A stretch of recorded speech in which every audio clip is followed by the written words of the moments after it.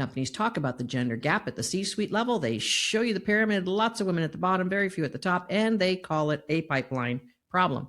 They say we just need to develop more women, promote more women. The pipeline will fill over time, but that is not what the data shows.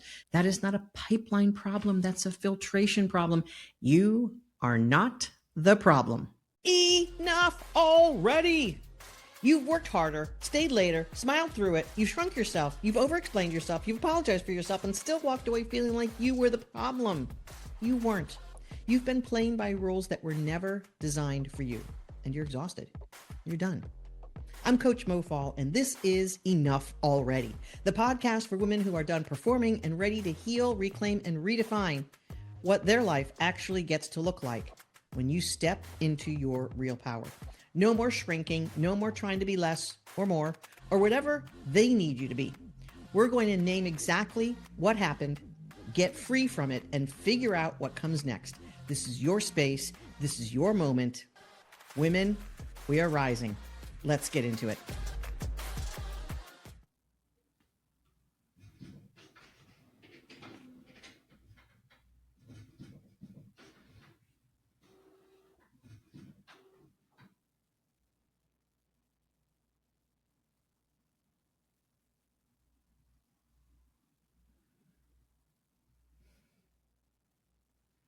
Welcome to Enough Already.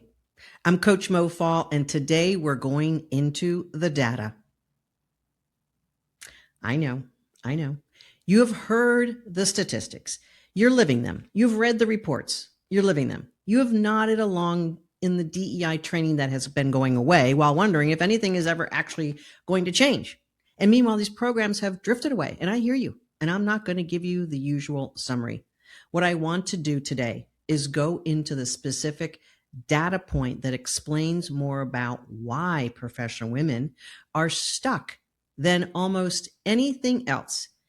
And I have seen in 12 years of coaching, it is buried in the McKinsey Women report, which I have in my hand, some of the pages I pulled out.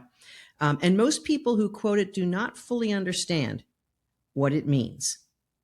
It is called the broken rung. Matter of fact, McKinsey wrote a book on the broken rung last year. And when I explain it to you, really explain it, I think it's going to reframe something about your situation that you have been blaming yourself for. You are not the problem. The data is. And the reason why the data is the problem. Let's get into it. Okay, so we have to witness things to understand them and then to be able to wrap our arms around them and then do something about it. I have been reading this report for many, many years. I think it's 10 plus years in the making. And I will tell you this, every year it seems like I'm reading the same report. I know. And so a few things that are not going to surprise you, but I want to just pull from the data. The broken rung is suspicious because here's the number that I think is going to resonate with you.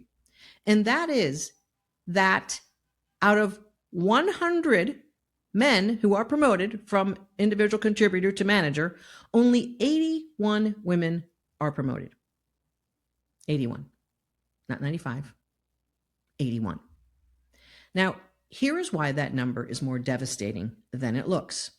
Companies talk about the gender gap at the C-suite level. They show you the pyramid, lots of women at the bottom, very few at the top, and they call it a pipeline problem. They say we just need to develop more women, promote more women. The pipeline will fill over time, but that is not what the data shows. The data shows that the gap is not at the top. It is at the very first step, and it keeps deteriorating from that point. Before anyone becomes a VP or a director or C-suite executive, they have to become a manager and a senior manager. They have to work their way up. That is the first rung of the ladder, the first, second, and third. And women are being filtered out on those rungs before the ladder even really takes up steam. 19 women for every 100 men don't make that first step. And those 19 women are not in the pool for anything that comes after.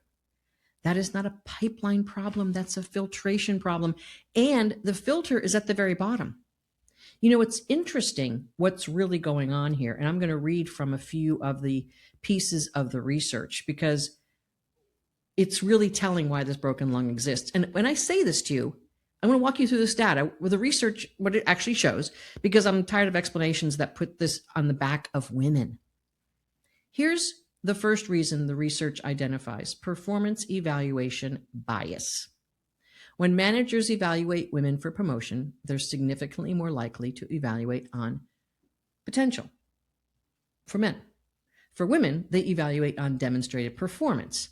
So evaluating a man looks like, or sounds like, hey, Mark, great job this year. It looks like you're ready for more. With a woman, hey, great job this year. You're going to have to do a few more things in order to really be ready for that next level. The standard is she's proven she can do the higher level role. The standard for men is he has the potential to grow into it. Women have to already have done the job before they are considered for the job. Like, how does that make sense? Men get promoted on the promise of it. I had to stop there. The second reason is access to sponsors. Women are more likely to see an uneven playing field by 30% gap, especially as it goes up. Men and women alike both agree that women have an uneven playing field of opportunity. But the interesting thing is, men and women feel so much different about these three statements. I feel respected and valued in my organization. Women at all levels are 10 to 15% less agreeing with that statement. I feel safe to take risks and make mistakes. Women are 15% or more, not agreeing with that. I feel comfortable disagreeing with others. Women have a little bit of a higher level of this at the senior level, but at the mid and entry level, way, way shyer. And I use shy as just the best word for describing that.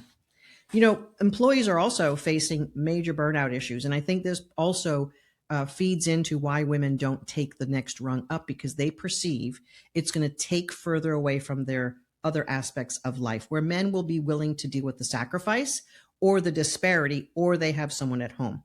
And again, are there exceptions to this? Of course. I have some clients who they are the exception. They're working, their husband's taking care of family and kids.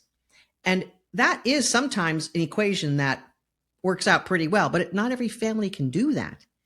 But here's the thing. High burnout and job insecurity is an all-time high right now.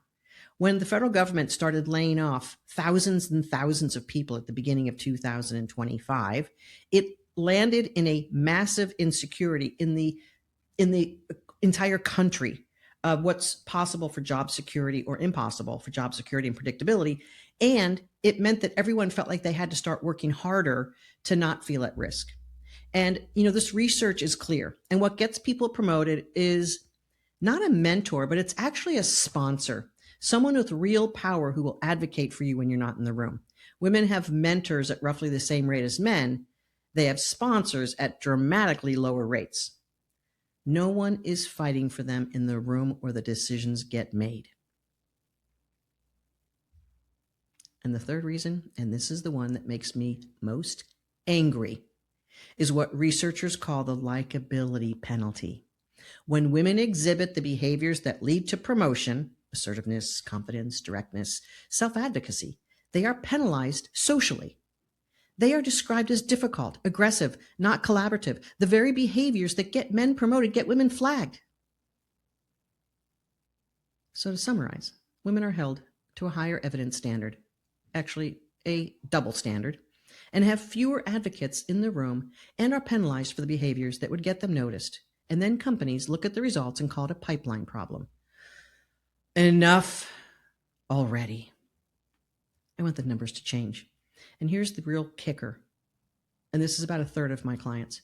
The numbers for women of color, I want to spend a moment on the numbers for women of color, because they are consistently worse at every level. And I want to name that plainly rather than leaving it as a footnote or as a data point. Black women are promoted at lower rates than white women at the broken rung. Latinas face a combination of the gender penalty and racial bias that compounds at every single level. Asian women often face a model minority assumption that makes their advancement invisible. They're seen as capable but not leadership material. These are not separate issues. They are the same broken system with different intensities applied to different women. And if you are a woman of color listening to this, the system is not working harder against you because you are less capable. It is working harder against you because it was designed by people who were not imagining you in those seats. And that is a fact. And we're going to spend a lot of episodes on this show talking about what it takes to move through it. And frankly, here is the other aspect. Women have very few role models on what successful leadership looks like, what it sounds like, what it talks like. And yes, there is a double standard. I faced it as well. But I realized also that when I balanced my assertiveness with an opener sense of self, or I was not as crisp around the edges, I was able to weave my way into things. So let's break this down. I want to be clear why I'm giving you all of this data. I'm not giving it to you so you can feel validated in your exhaustion, although you are. I am not giving it to you so you can walk into your next one-on-one and quote statistics at your manager. By the way, you can download this report if you just Google McKinsey Lean In Women in the Workplace report. Sometimes these numbers have a place, but you can't get all defensive and then think you're going to go somewhere. I'm giving you this because knowledge changes how you operate. When you know that the broken rung is at the manager level and the one just above that the filter is right there at that first promotion, it tells you exactly where to put your energy. Not everywhere, but there. And if you're already a leader past that, if you're already director and VP, you got to do more work to help your other women move up. Here's the 3 things that move the needle at the broken rung based on what the research shows and what I have seen in coaching. 3 things consistently matter most at the broken rung and any part of the career ladder. And it's in this order. Visibility with decision makers, not your direct manager alone. The people who influence promotion decisions. Who's in that room? Who does your manager listen to? Your job is to be known to those people before the conversation happens, not as a self-promoter, as someone who delivers, seeks out cross-functional projects, present to leadership when you have the opportunity, ask to be in the rooms where strategy happens. Make yourself unmissable before you need to be noticed. Number 2, a sponsor, not just a mentor. I want you to audit your network this week. Who do you have in your orbit who has real power, not just advice? And who would advocate for you when you are not in the room? If the answer is no on that one, that is information. Building a sponsorship relationship takes time, but it starts with being genuinely useful to someone whose opinion matters. Give before you ask, deliver before you make requests. Number 3, documented evidence. Not because your manager needs it. Well, they do, because you need the evidence. When you have a written record of what you have delivered, it changes the conversation you have internally before the external. Because when you remember the stack of things that you've done, you're coming into every situation stronger. The promotion conversation should not be the first time you're arguing your case.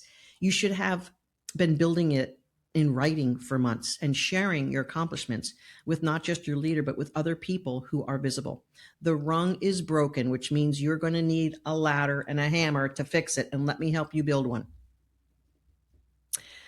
One thing to stop, one thing to start, and one truth to carry forward. That's how we're ending every podcast episode. One thing to stop. Stop assuming your results will carry you on their own. At the broken rung, results are not necessary. They are necessary, but they're not the only thing that's going to get you where you want to go. You have to have sufficient results, but that's not the dependent variable here. And so when you look at things like that, you are going to say the women who get through are the ones who are visible, the ones who have not just documented their results, but also been in the conversation about their results. And these are the 3 things that get the yes to sponsorship. The one thing to start, map your promotion landscape this week, draw it out literally, or open a notes document. Who are the 3 to 5 people you have influence over in your next promotion decision?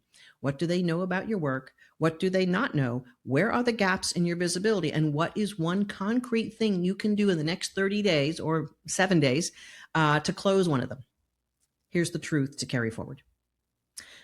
I want to talk to the woman who's been blaming herself. You thought if you worked harder, they would notice.